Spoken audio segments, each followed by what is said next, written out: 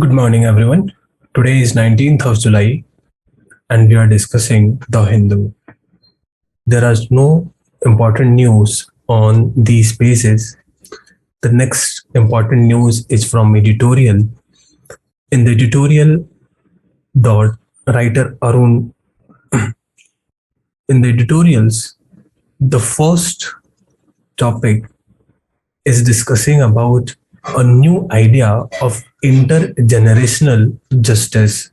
The author is proposing that in order to find the challenges of climate change, of global justice, of finding a way to the future development of the world, we should move forward or move away from the previous models where the superpowers, the few countries of the world were taking decisions. We should move away from the system where some scientists who were outside, who do not have the real understanding of the local situation, were taking the decisions. We should stop the top down approach. Instead, now the decisions should be made in consultation with the future generation. So the old and the young generation should come together. The developed and the developing countries should come together and then take a decision for equitable global development. The next article is about the recent comment made by Chief Justice of India about the situation of bail in our country. Bail is a very important topic with regard to criminal justice system as well as human rights. In many of the judgments, like Arnis Kumar case, Supreme Court has made provisions that bail should be given in most of the situations until there are suspicion that the accused can tamper with the evidence or accused can flee from the justice. But in our country, in most of the cases, the person is arrested first and then the crimes are investigated. So this goes against the spirit of the idea that bail is the rule and its denial the exception. One of the ways in which this can be improved is by adoption of a bail act by the legislature. The next article is about 4-day work week. The author has given many benefits of adopting a 4-day work week, like increasing productivity, like reduced cost for the office, like environment protection, or increase in the employment, or gender equality. But there are some challenges with adoption of this model in some sectors, like service sector, like teaching, healthcare.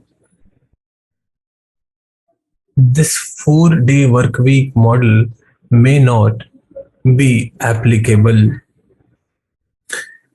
Another challenge with this system is the increased expenses from the government exchequer in order to hire more number of people and to to in order to maintain the same level of productivity, government has to spend more money. In India, central government is planning to amend its labor codes, and they will be allowing 4-day work week. But the author is saying that it may be counterproductive because the government is reducing the number of days, but the minimum hours of work, which is fixed at 48 hours per week, this will mean that a person has to work 12 hours in each day, which can effectively reduce the productivity instead of increasing it. There are some examples like Iceland, where this this system has worked perfectly, and with certain tweaks, this can also be implemented in India. The next article is also related to climate change and climate catastrophes. Vinod Thomas is suggesting that India is one of the worst hit countries because of climate change. About 17,000 people have lost their lives because of heat waves in our country, and we can face a loss of about 1.6 lakh crore in the coming years. He is suggesting two pronged approach to counter these challenges. The first way is to build climate resilience, make our system so effective that the impact of climate change will not be that catastrophic. Some of the ways that are suggested by the author is creation of climate resilient agriculture by adopting drip irrigation, by adopting diversification of crops, etc. Flood risk zones or such other maps of disaster or disaster vulnerability maps can be created. For any project, environmental impact assessment should be made mandatory.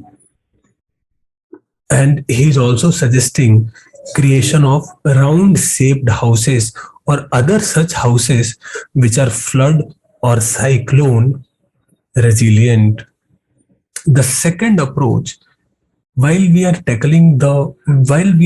increasing our strength to withhold the disasters, we should also try to arrest the climate change, stop the climate change. And for that, the author is suggesting some measures like stopping the use of fossil fuels, like of plantation of more trees as per the Glasgow Declaration, or India should increase its investment in the disaster management up to 2.5% of GDP. So overall, the author gives us very good ideas about climate change, climate risk, and solutions as well. Ultimately, he is suggesting that center, state, and the local governments should work together. On the text and context page, we have an explainer about Shanghai Corporation Organization. We have discussed about this in some of the previous classes. You can check the playlist above. In yesterday's news, we saw that Iran and Belarus will be accepted as the new members. So we can leave this article. The next explainer is about Pakistan and IMF talks. This is being going on for months. We can leave it for some time. The next news is about minority status in India. The question is ki who is minority is not defined in our constitution. The Supreme Court is saying that minority status is dependent upon the state. What does this mean? That Hindus living in Kashmir should be declared as minority and they should be given all the benefits that minority in other states get. The parliament session is on and you should try to keep a track of whatsoever is happening in the parliament. So parliament is adjourned on the first day amid protest. You should go and try to read Lakshmikant and find the difference between adjournment, prorogation, summoning, who has the right to do all these things in the chapter Parliament. The central government has set up a committee to decide MSP for the farmers. On the business page, We do not have any such important article, so we can move forward. That's the news for the day. I hope you like the discussion. Thank you.